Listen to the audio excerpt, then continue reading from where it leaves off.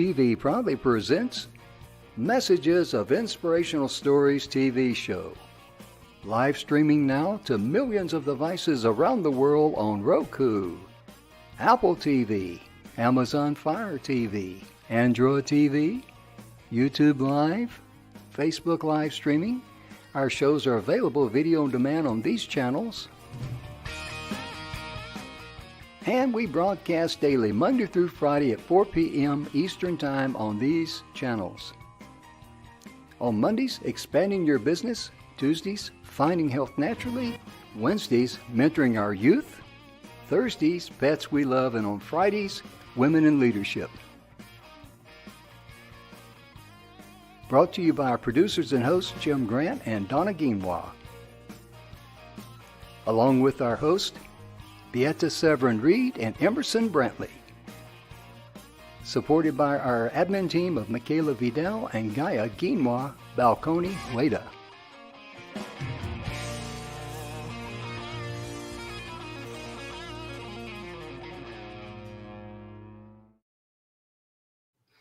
And welcome to the show, ladies and gentlemen. The Messages of Inspirational Stories is proudly brought to you by the good guys at the 6minutewebinar.com. And the 6-Minute Webinar is an application that really can help you get your message crystal clear to your ideal client. Just one thing at a time. Because if someone is interested in learning how to make money, they want to know how to make money. Stay on that topic with them.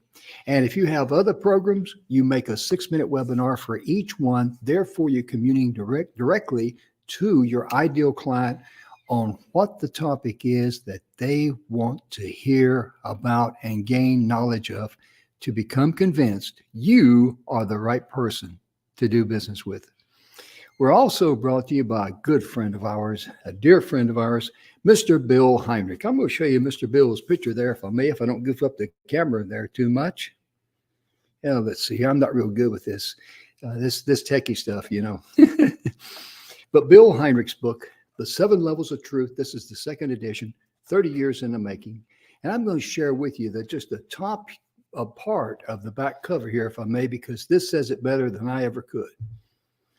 This book is for anyone seeking answers, solutions, and desiring success in life. Your birthright is for you to enjoy abundance, love, peace, and have harmony and joy in your life. The 7 Levels of Truth will allow you to achieve all of these results in your life. Mr. Bill Heinrich is a personal friend of ours. I've got both of his books. And I give you my word, his book is worth 10 times what you may pay for on Amazon. And with us today is a good friend of ours, Mr. Rennie Gabriel. He's been on before several times, and we just keep bringing him back because he's such a nice guy. And he's so knowledgeable, and you ladies out there just find him so handsome. So, Rennie, what more can I say, brother? Oh, you said the best thing so far. Yeah, I was on the roll there, thank brother. you, Jim. And I'm glad you talked about what you do each day, because I have a guest, if you haven't had him on your show for Friday, is Fred Diamond. Okay. He wrote a book on how to cope with a family member who has Lyme disease. That's number one. But that's not the important thing. He has a company that's designed to support women sales professionals of large companies. Bingo. We want him on the show. Exactly. Yeah. So don't forget to ask me for his contact information, and I'll connect the two of you. Okay. And his name again is? Fred Diamond. Fred Diamond. I should be able to remember that. Yeah, it's an easy one. And I've had him on my podcast. He makes a great guest. He'll be wonderful on your show as well. Good, because we're all about infotainment. In this particular show, Rennie's going to provide the info and I'll provide the tainment. But what I'd like to do at this time, I'm going to remove myself from the studio camera to allow Rennie to be able to show the shelter to soldier so he can share a little bit about his wealth on any income. And he's got a special he wants to share with you. And let me put the wealth on any income. That's Rennie's website right there.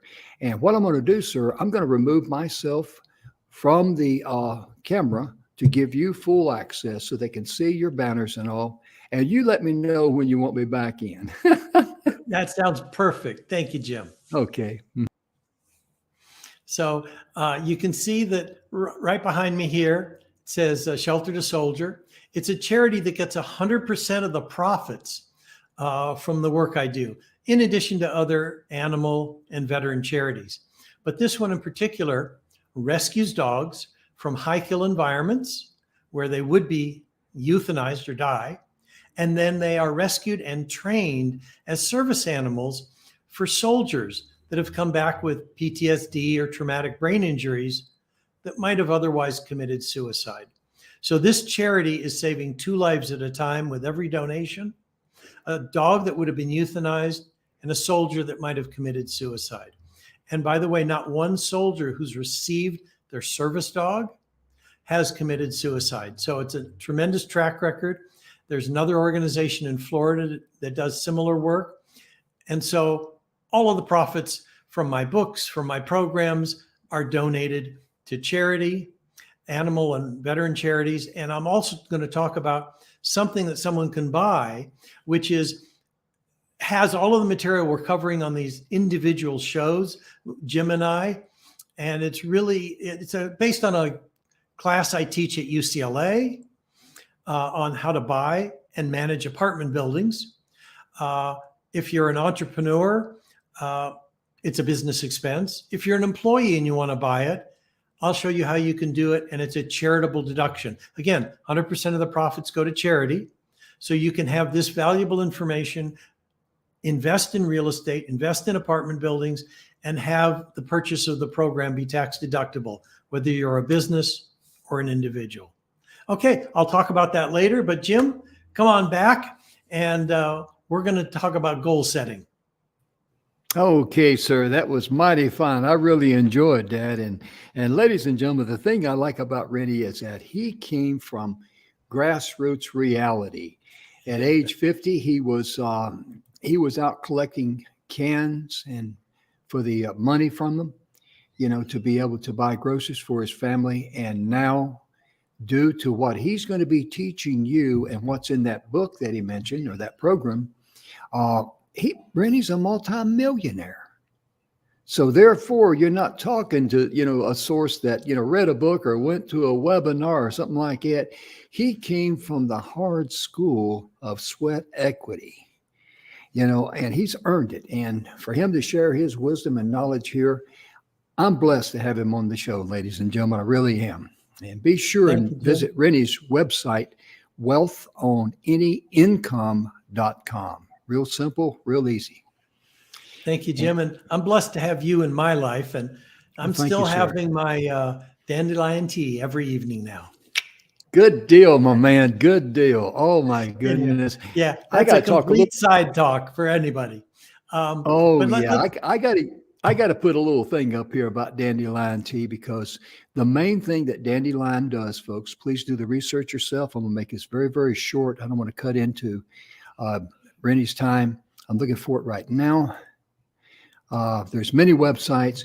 Whatever health ailment that you're concerned with, be it cancer, heart, or whatever, just put in that ailment and dandelion tea. Do the research yourself, because what it does generically on just about every website I've seen, it lowers the inflammation in your body. And inflammation is the feeding ground for disease and things of this nature. So now let me turn it back over to Rennie, and let's get back on the real topic. But make a note of that about dandelion. You'll like it. It's the best weed in town. Yeah. Thank you, Jim.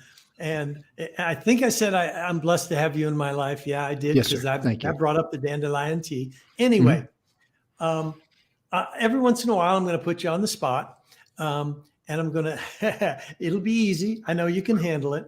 Now, how I figured the first thing we ought to do when we're talking about, creating wealth, whether it's buying Mhm. individual houses, buying multi-unit properties, is to have a goal. Yes. Now, have you heard of the SMART acronym for the elements of achieving a goal? The SMART acronym, I Yeah, imagine S. SMART. Each Yeah, one stands okay. for something relating I to. imagine saving, No, with the S okay. stand for saving. Okay, that's Um, one strike. um, it's it stands for, the S stands for specific, and we'll get into Okay. that. Mhm. The M stands for measurable. Mm. The A stands for action oriented. Mm. The R stands for realistic, and the T stands for time deadline. So I'm going to go Wow. to each one of them, and if Mhm. someone has those 5 components, let me hold on a second. Mhm. SMART. Good. I did fail high school math, so I'm using my fingers. SMART, and it's 5 Mhm. letters. Those 5 elements will allow anyone to achieve a goal that they're after, which is why Mhm. I don't have to work for a living, because I followed those elements and it works. So Yes. Yes. the S stands for specific. Specific. So, all right, Jim, let's say if I asked you, would you like to have more money? What would you say? Yes. Okay. And if I gave you a penny, would you Mhm. have more money? Yes. Okay. Now, next question. You got a penny, you got Mhm. more money. Is that what you would have wanted? Is that what you were thinking of when I asked if you wanted more money? No. Exactly. That's the point of having a specific goal. When you say, I Mhm. want more, Yeah. anything can answer that, Yeah. and you don't really end up with the result you wanted. So, as an Mhm. example, if I said, Jim, would you like more money? And you said, well, actually, Rennie, I'd like $1,000 more money, Yeah. or Mhm. $10,000 more money, or I would Mhm. like to have $100,000 in my bank account, whatever. Mhm. That's specific, which Yes. leads us to the next item, M. It's measurable. We Mhm. will know when we get there. And if it's not a number, you can use something else. As an example, let's say when I was single and I wanted to have an ideal woman in my life, I could say something like, I want Diane to like me. Well, okay, that's specific. It's Diane. I want her to like me. Okay, I could follow that as specific, but it's not measurable. Mm-mm. How do I measure that? So I create the measurement, such as if I ask Diane on a second date and she wants to go out with me, I will use that as the measurement that she likes me. Hmm. Makes So sense. it doesn't matter if it's money or a Mhm. relationship, you still need to measure it. And I'm the one Oh, who makes yeah. up the measurement. Okay. Hmm. So in this situation, I did ask Diane to go out with me a second time. It was a 5-hour date, and now we've been together for 25 years. Hmm. So I guess she So liked you, huh? yeah, well, actually, we don't like each other anymore. We're absolutely in love with each other. Yeah, exactly. I understand. That's the best way Okay, to ride. thank you. Next item is A, which stands for Mhm. action oriented. All Mhm. goals need to have some component of action in them, such as even if I said, I want to be wealthy, and it means that I have $1 million and I'm laying on the beach sipping martinis. Guess what? Laying on the beach is an action verb. Sipping martinis is an action. So if I said I wanted to be interviewed on TV or whatever it is, you want to have an action verb component in your goal. Mhm. Okay. Next item, R, realistic. Mhm. This is a little bit tricky because I'm not capable of determining what's realistic for anybody else. And here's what I'm getting at. Jim, let's say that you said this year you want to receive $1 million. I have no idea if that's realistic or not. For all I know, you've written some award-winning movie script. You're holding a winning lottery ticket. Some relative is going to pass away and leave $1 million to you. I have no idea what's realistic. That's something you're going to have to determine. Understand. The last item, T, stands for time deadline. Any goal that you attach a time deadline to, you've converted into a real goal. As an example, if you said, Rennie, we're going to get into the languaging later. I will have $1 million in my bank account by this date in 2028. Okay, that's like 5 years from now. Okay. When you state it in that way with a date, you're creating a real deadline that you can work on. People who say, someday I want to be wealthy. What day of the week is someday? That's a false hope. Yeah, it's not a day of the week. There's a Monday, Tuesday. There is no someday in a day in the week. And so therefore, it's just too vague to ever be accomplished. It's always going to be sometime in the future. So the goal that I created, this was back in the 1990s. I said, I will have, the goal also needs to be in present tense. So let's say it was 1993, and I wrote, in 1998, I will have an award-winning book titled Wealth on Any Income, and I will be reviewed on Good Morning America, and I will have helped thousands of people with their attitude about money and created their transformation.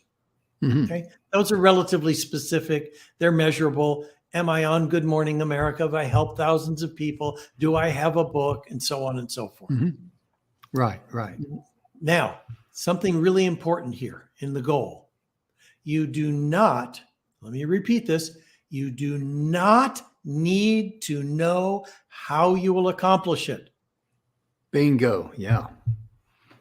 The how only shows up after you've declared what you want. And here's the perfect example. When I wrote this goal in I think it was 1993. And by the way, the book did become a bestseller, translated into 8 languages. I was on a morning talk show and all the rest. It all did come to pass. But when I wrote it, I didn't know how to write. I didn't know how to write a book. I didn't know anyone who had written a book that could mentor me. So you could say I had a few handicaps, right? But here's the key. This is the most important key. This is no goal, nothing you do, nothing about wealth, nothing about business growth is a solo sport. These are team sports. And so I actually mentioned this goal to my ex-wife. We have children together, and so we still had some conversations occasionally. And I said to her, Judy, I wrote a goal that I want to write a book. And she said, oh, you should talk to my brother, your ex-brother-in-law. Oh, of course. I forgot that not only has he written some books. Jim, have you heard of the publishing company Prentice Hall? Oh, yeah, sure. Yeah. Yeah, big publishing house. Guess what? He was the number 5 income producing author for Prentice Hall. The man knew how to write books that made lots of money. His income was in the 7 figures from book royalties. Wow. Okay. And this is my ex-brother-in-law. Okay. Again, this is a team sport, not a solo sport. So I call him up and say, Steve, I'd like to write a book. I don't know how. Are you willing to show me? He says, absolutely. Come on down to my home in Del Mar. I'm up in Los Angeles. Del Mar is a beautiful coastal city in California. I drive down there and he says, this is how I write a book. I write some notes. I create the outline. For each outline item, I set up a folder. As I run across information, I put it in the folder for that outline item. Then when I'm ready to write the book, I open it up and I start writing. That's great. Only I still don't know how to write.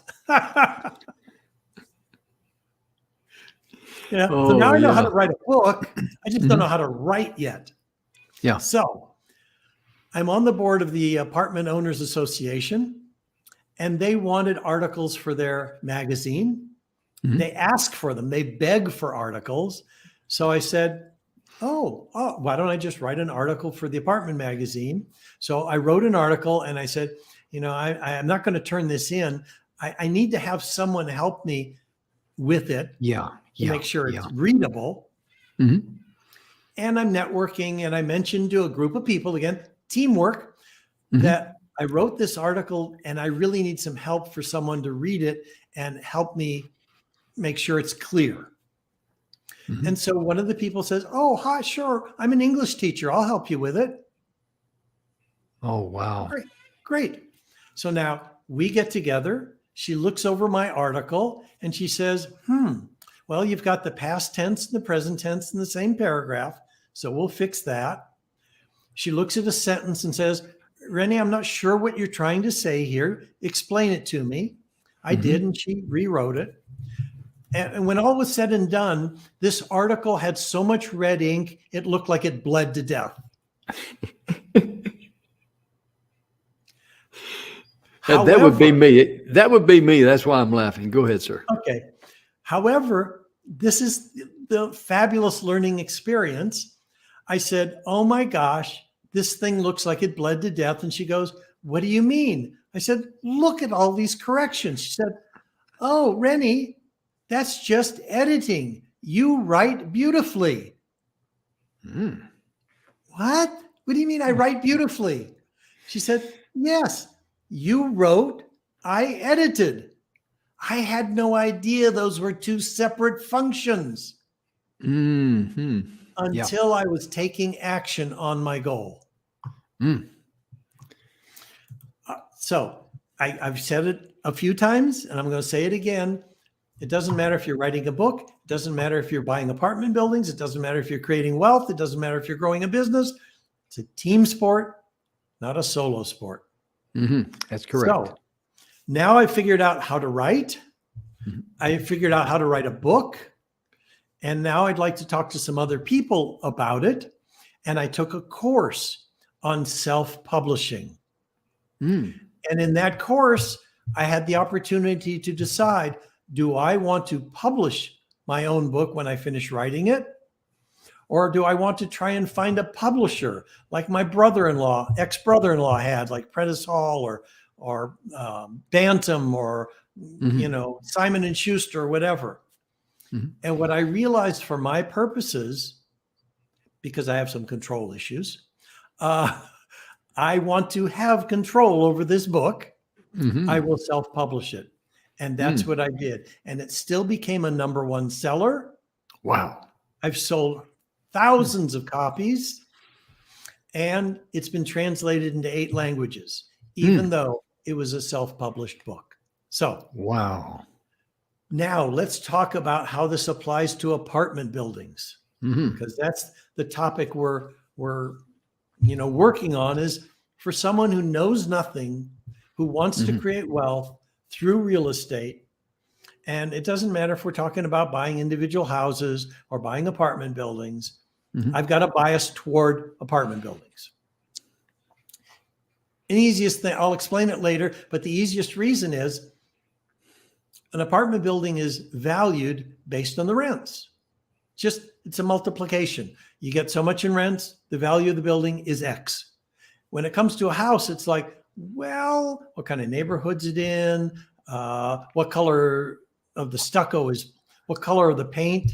What color of the stucco did they paint it? I don't know. I'm trying to say it and I, didn't do that well in English, as you can tell. Even though I can write, it takes a lot of editing. The point being, there's all these emotional variations to the value of a house. Yes, there is. How was it decorated, and what's the floor plan, and how wide is the driveway, and that has nothing to do with apartment buildings. Completely different. You're exactly valuation. Right. Okay, so how does this goal setting apply to apartment buildings? It applies from the standpoint of what do you want to have down the road in terms of, do you want to just have 4 units? Do you want to have 400 units? Do you want to have 40 units? What do you want to have? And that determines what you're going to be doing. So now I will have to admit, I play small. Okay. And what I mean by that is I don't think big. I think small. So while at the height of the number of units that I had, it was 50. While people I knew had 1,000 or 1,500 apartment units, I got 50. Okay. But that was okay for me. That was enough. It created the lifestyle that supports myself and my wife very well. So the goal is, what do you want? Here's how. Now, my wife says I'm simple. And I have to admit, she's probably right. And because I was so weak in math, here's what I calculated. If I had 10 units, apartment units, and each one was paid off, and the rent from each one of them was $1,000 a month, I'd have $10,000 a month of passive income. Exactly. That was my very simplistic goal view. Now, the way it turned out is that, again, getting back to wealth creation is a team sport. And I saved between the ages of 50 and 53, I saved up $500 a month. I had $18,000. I'm ready to buy something. Now, I could... In other episodes, I think I've spoken about, I could have used that to pay off the credit card debt I had, but instead I held on to that money for an investment. And this realtor my wife was related to came along and said, Rennie, I found this 3-unit property and you should buy it. I said, oh, that's great, but I only have $18,000. The down payment's $72,000. There's nothing I can do. We're in Los Angeles. $18,000 buys nothing. Yeah. So the realtor said, this is such a good deal. I'll chip in half the down payment. So I had a quarter. The realtor came up with half. And my wife says, well, if he's coming up with half, I'll come up with a quarter. Rennie, you and I'll have half. He'll have half. It took the 3 of us to come up with the down payment for the 3-unit property. And we bought it. My $18,000 5 years later was worth $125,000. Had I used it to pay off my credit card debts, I'd have been debt free and had nothing else. That's right. This way, that $18,000 turned into $125,000. It was easy to pay off my credit card debt. Yeah, that's one of the secrets of the wealthy that you've talked about, that wealthy people, they use debt to increase their wealth. And exactly. The average person doesn't look at it like that. They just want to get out of debt. Yeah, no, bad idea. Use the debt to create wealth. And I mean, don't be using the debt to buy big screen TV sets and other garbage and vacations. That's not going to lead to the wealth.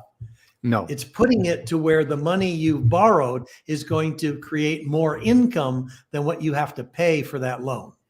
There you go. So I borrowed more money to make down payments with my wife and the realtor.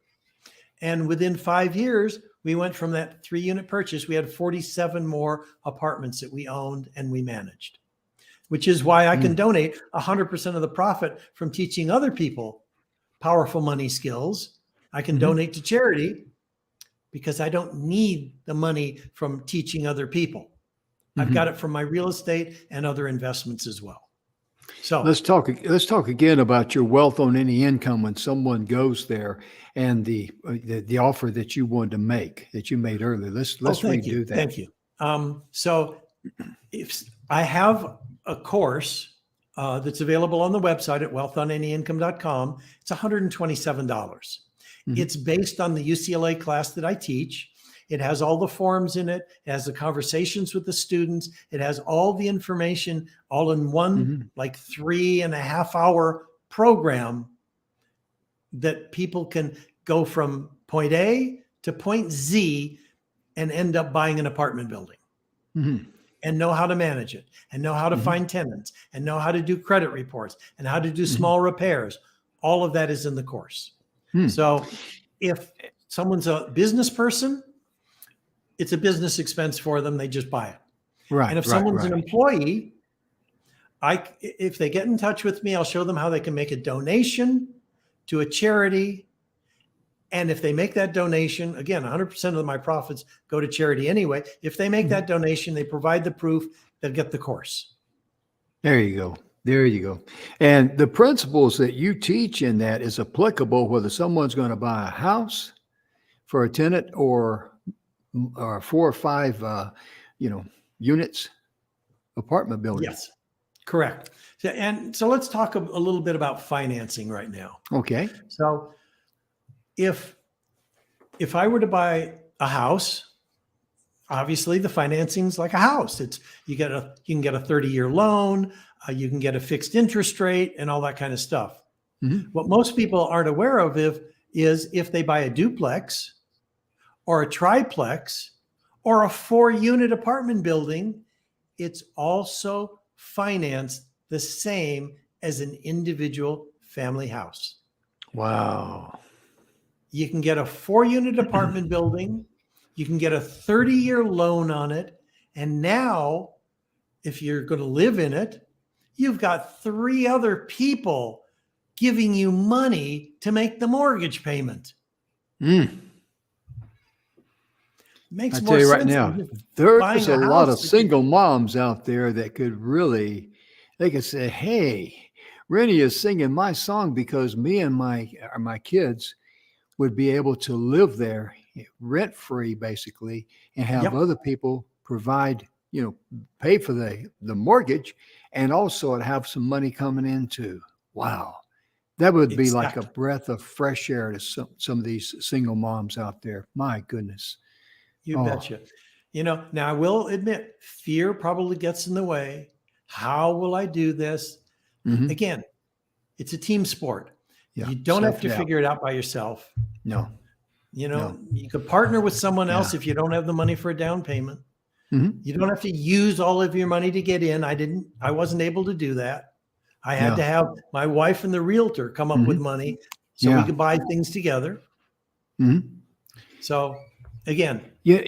Emerson Brantley told me something. He says there's more money out there than there is deals. Therefore, if there's a single mom listening to this show, or if you know of a single mom, or if you're a single dad, if you're a married couple and got little kids and you're struggling, there are people who are looking for investments because they know you can't pick up the apartment building and stick it in your hip pocket and go to Alabama or something. So they're looking for real deals, and they want to they'll work with you because they're looking for safe investments. People that have money want to have safe investments, and that's a good one. It really is, because nobody can steal it. Oh yeah. I'm so glad you're offering that, Jim, because it's true. This is actually something I helped my daughter with when she was going to law school. She was living in Boston, going to law school. She was married at the time. And I said, I will loan you the money to buy a 3-unit property, which I did. And Yep. she and her husband took care of it. They had 2 other renters, and they ended up, when she graduated law school, and they sold the property, they made a profit, and they were able to put that into a house when they moved away. And, you know, the point is, it worked beautifully. She had a place to live while she's going to law school. She had 2 other people paying the mortgage payment. So in essence, she's living rent free while she's going to law school. Oh, wow. So yeah, that's amazing. Works in all sorts of situations. So let's see. Okay, we talked about the gold setting, talked about the financing of a 1 to 4 unit property. Right. Get a 30-year loan. But now, if you are purchasing 5 or more units, it is not the same as, excuse me, I'm going to have to cough. That's quite all right, brother. It's not, you don't get the same 30-year loan. It's not available. So the financing on 5 or more units is that you go to the bank and the building qualifies for the loan. With the 1 to 4 units, you as the individual have to have decent credit, or someone you're partnering with has decent credit to qualify for the loan. With 5 or more units, the property is qualifying for the loan. Will this property have the level of income to make the loan payments? If your credit's not so great, it's not as important. But you don't get 30 years to pay it back. You might have 5, 7, or 10 years. It may be interest only. It may have a huge balloon payment. You may end up having to refinance after 3, 5, 7, or 10 years. So it's a completely different loan structure. That's, you know, all people need to know at this point. You know, I could talk about loan to income ratios, and I could talk about all sorts of other stuff. But in the process, people will learn what are the bank's requirements for the property to meet the loan requirements. So And people that's can, the financing piece. yeah, and people can get in touch with you at 2 places. One of the websites is RennieGabriel.com. Yes. And the other one is wealthonanyincome.com. And I'll put that up in just a moment here. So if you want to get in touch with Rennie, RennieGabriel.com, he'll be glad to, you know, visit with you and set up a time to visit with you. And the other website is wealthonanyincome.com. Be sure and visit those websites, get to know Rennie, reach out to him. He'll be glad to visit with you and give you some good advice. And I really recommend that you get in touch with that course that he's got there for $127, because that much knowledge for $127. I mean, holy smackarootas. You know, it's just a no-brainer. It's just a no-brainer. It really is, because how do you do the credit reports? How do you pre-qualify people? How do you fix a sink? I mean, come on, 120. I mean, those are, oh, goodness. Anyway, I've interrupted you. Please go ahead, sir. Oh, no, thanks, Jim. Because now I was going to ask you, let's say you wanted to buy a 5-unit apartment building, 6-unit apartment, 10-unit, whatever it is. Okay. Where would you look? Do you know? To find it? Yeah, find a building that's for sale. Oh, okay. I'd probably look on the internet in my town and other places where I might want to buy a unit or be interested in one. So what would you put into Google to find this building? Apartments for sale. Yep, that could help. And that'll lead you to a bunch of websites that would have apartment buildings listed. And I'll give you a source right now of a website that will appear to look like it has buildings for sale. And in a way it does, but in a way it does not. So here's what I'm getting at. The website is called LoopNet, LoopNet, not LoopNet, not loop.net, loopnet.com. Now, they list all sorts of commercial properties. They'll list apartment buildings and things of that nature. So anyone who's looking to buy some sort of commercial property, like a multi-unit apartment building, can go onto LoopNet. But now Okay. here's how it's a little bit deceptive. Let's say you find what looks like the ideal purchase that you're looking for. It's in the neighborhood you want. It's the size you want. It's the price that you can handle. And you call the broker to say, hey, I'm interested in this building at 123 Main Street. And the broker answers the phone and says, oh, that's under contract right now. So you're looking for a building similar to this? You say yes. Guess what?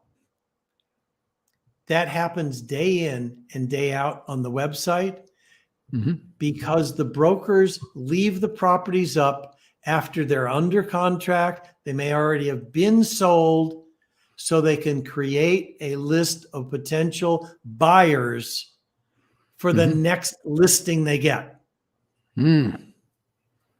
That's number one. Number two, when you're going through LoopNet and you see Bill Smith has this building listed, Bill Smith has this other building listed, Bill Smith has his third, fourth, and fifth property listed. Guess what? Bill Smith is the kind of broker you want to create a relationship with, so that when he finds a building, you're among the first people to find out. Wow. And on the marquee there, I put the actual, I went to the website and I copied and pasted it. So, you know, for you folks out there, loopnet.com. I like to put the capital letters in there because it breaks up everything. And it's easier absolutely. to It's so read. much better. Yeah. Thank you, Jim. So, you're quite welcome. So that's the two ways to use LoopNet.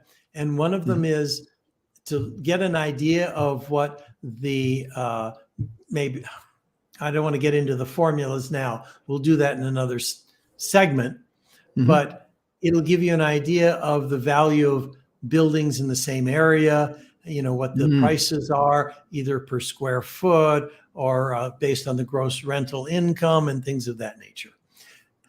Again, we'll get into formulas on another segment.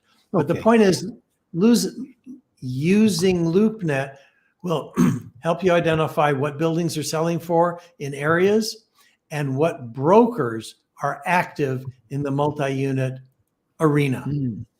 Wow. That's a nicety to know right there, because that one website right there that Rennie shared with you, that could save us hours of chasing rabbits, maybe days and weeks. Yeah. And, you know, as an example, my wife and I, we were combing through LoopNet looking for a property to buy because the 3-unit property we had for sale, we wanted to do a tax-deferred exchange and move all of that profit to another building and not pay the capital gains taxes, which is a wonderful benefit of real estate, whether it's a single-family house you've rented or a multi-unit property. Right, right. Anyway, so we're combing LoopNet and we find this 15-unit property that's for sale. We drove out to see it. It was only 11 miles from our house. And my wife and I thought, oh, this is such a unique property. Look at this and look at that. And we want to buy it. We call the broker that Friday. We don't get any return phone call. We call the broker on Saturday. We call the broker on Sunday. We never hear back on this property that we were interested in. Now, here's something that's important to understand, and it kind of flows from the LoopNet conversation. Here's the way multi-unit properties end up getting sold by brokers who are active in that market. They get a listing, and you know, some person wants to sell their building. The first thing they do is offer that building to the people on their existing list.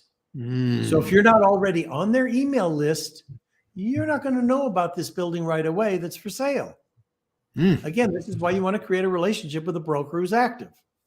So the first people to find out about it are his own people. Why? because he's going to get a commission for selling the building, Mm-hmm. and he's going to get a commission because he found the buyer.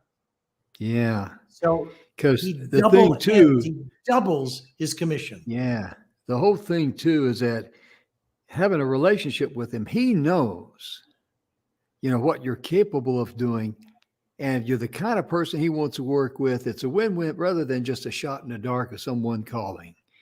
That is Exactly. tremendous. That is tremendous. So now let's say he puts this out to his list and it turns out no one's in the market at that time. Mm-hmm. The next group of people that find out about this listing are the other real estate brokers in his office, and they send it out to their clients so that it still is within his office. That office is going to keep the whole commission for both the buyer and the seller transaction. Mm-hmm. Now, let's say none of the other brokers and none of their clients are interested in that same deal. Guess what? Now it goes on LoopNet. Wow. After all these people have passed on it, now it's showing up on LoopNet. So by the time it gets there, a lot of people have already chosen not to be interested in it. Well, with this 15-unit building, that's almost what happened. And the reason the broker didn't call us back is because he got one of his clients to be interested in the building, and he got an offer from that client to buy the building. And the inspection that the client was going to walk through and check on the building was on the Monday when the broker finally called us back. And he said, well, the building is already under contract, but we're having an inspection today. If you'd like to show up, you're welcome to show up because we're going to be walking through the building at that time. Wow. I had nothing to lose. I figured, okay, I'm still interested. I'll go check out the building. Guess what? My wife and I showed up. The guy who wrote the offer to buy the building didn't show up. And my wife and I bought the building. Wow. So, and it's been a fabulous building ever since. We spent, now our approach to buying real estate, because, I was in such bad shape when my wife and I met, and things are improving. But what I found that works really well for us is we bought buildings that had deferred maintenance and were mismanaged. Maybe they needed a new roof. They needed to be painted. They needed plumbing. They needed upgraded electrical. They needed to be remodeled, whatever it was. And that was the case with this building. I'll give you an example of how poorly managed it was. There was a tenant in the building in a studio apartment who was paying $450 a month. Okay. That might be reasonable depending on where you are in the country. But based on where he is in Burbank, California, it really should have been $900 a month. Oh, yeah, or more. So he's paying $450. He's been there for 15 years already, and he started at $400. And 15 years later, he's only paying $50 a month more. Wow. That's how mismanaged this building was. So we bought the building. We increased everybody's rents before we even started any remodeling. The people who didn't want to pay the increased rents moved out. We remodeled. And instead of asking $900 a month because we just remodeled it, we asked $1,200 a month. Right. And got it effortlessly. Oh, yeah.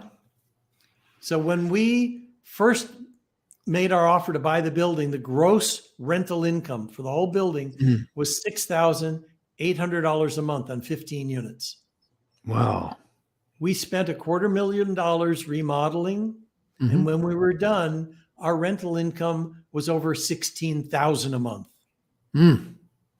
That $10,000 a month more we were making gave us back the whole $250,000 we spent in remodeling in 2 years and a few months.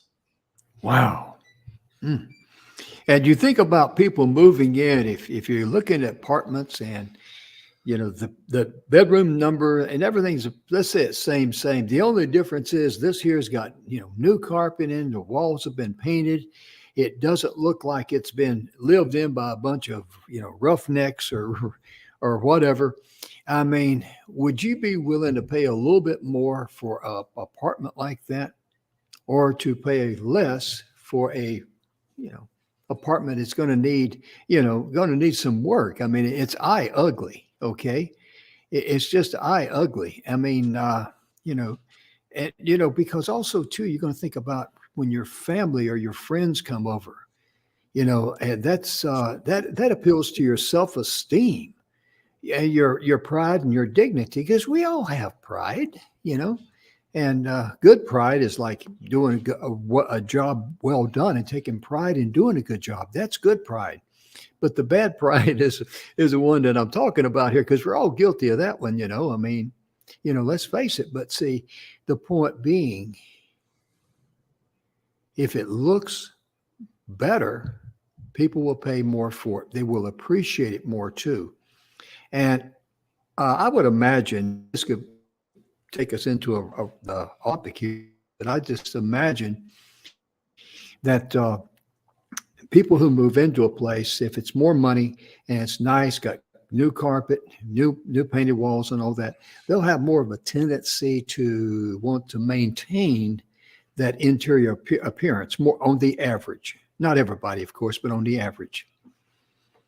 Yeah, and that's a part of the screening process. So in future episodes, we're going to go into screening the tenants so that the people you put into this nice apartment do take care of it and do pay their rent. Yeah. In other words, make sure they're house trained. Yes, just like my puppies. Yeah, there you go. There you go.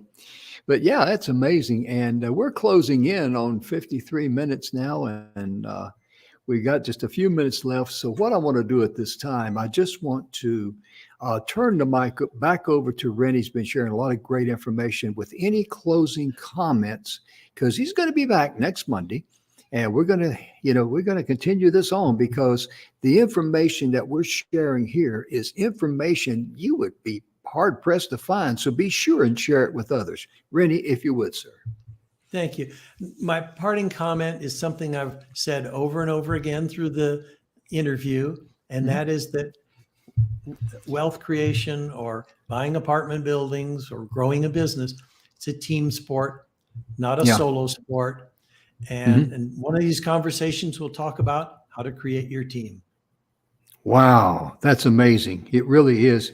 And one final thing I'd like to say before we sign off is that when Rennie's talking about writing a book, for those of you that might be interested in that, be sure and ask for someone to give you their opinion. Now, this is someone you respect. Could be a school teacher, could be, someone in college, whatever. Ask them for their opinion to, read this and see what they think, because good feedback, they will give you insight on things you didn't see, or something that you assume by your writing because you know it, that might say, well, okay, what are you really trying to say here? And that's very, very critical. Anyway, ladies and gentlemen, our time is just about gone, and we want to make sure we say thank you so much for tuning in. We sincerely appreciate all you folks around the world who follow our show. Thank you so much. It's our honor for you to select our show to spend your time with us. And we're very grateful of that. Be sure and share our show on YouTube or on our Facebook page at Messages of Inspirational Stories TV show. If there's anything that you'd like more clarity on or have a question about, be sure and email us here at the TV station, inspiration@e360tv.com. And in closing, as we always like to say, be sure and love yourself first. You're entitled to be loved, and make sure you love others. And love yourself enough to give yourself grace to forgive yourself when you goof up, because we all goof up. And I got in the habit of forgiving myself every day, whether I goof up or not. I figured I might want to put some in the bank there. But Rennie, thank you again for being here, brother. It's always my pleasure, my honor. It's a blessing to have you on my show. Thank you, sir. My pleasure. Thank you for the opportunity, Jim. You bet. We'll see you next week, ladies and gentlemen, and be sure and share the show with others. On behalf of Rennie, I'm Jim Grant. Thank you. We'll see you next time. Bye-bye.